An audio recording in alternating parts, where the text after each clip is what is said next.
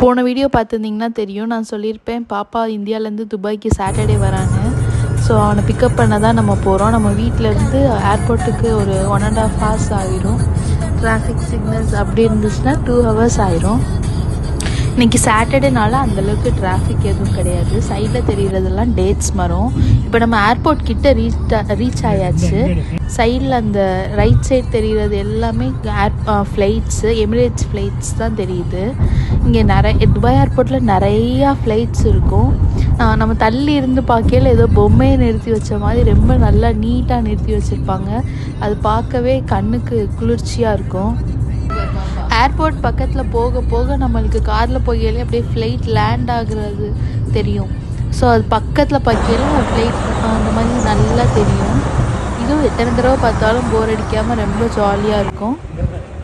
அப்புறம் நாங்கள் ஏர்போர்ட்டுக்குள்ளே போயாச்சு.